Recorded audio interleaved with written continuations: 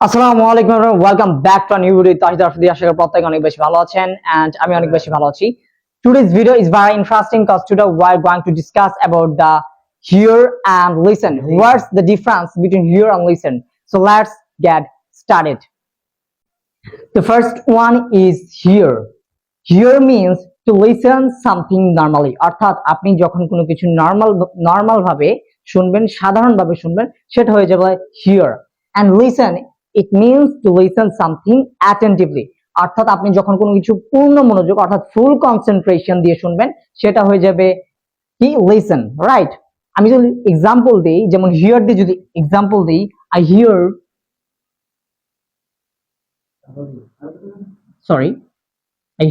the story.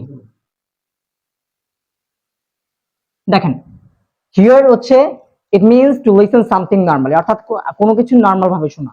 I heard the story. আমি গল্পটি শুনেছিলাম।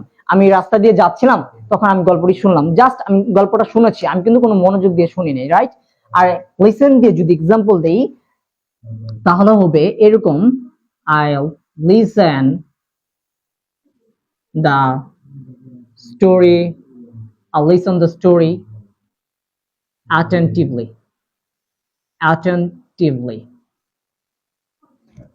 I listen the story attentively মানে হচ্ছে আমি গল্পটা পূর্ণ মনোযোগ দিয়ে শুনেছিলাম, ফুল কনসেন্ট্রেশন দিয়ে আমি গল্পটা শুনেছিলাম।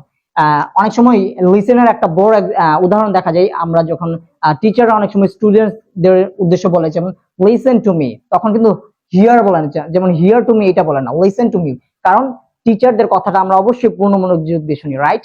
এর জন্য বলা হয় লিসেন। তো এইটা ছিল হিয়ার এন্ড লিসেনের মধ্যে ডিফারেন্স। সো আমরা নেক্সট ক্লাসে আলোচনা করব নতুন একটা টপিক নিয়ে। So stay connected, pray for me, keep in touch. দেখা হবে নতুন একটা ভিডিও নিয়ে। আসসালামু আলাইকুম। I want to teach people, I want to reach people.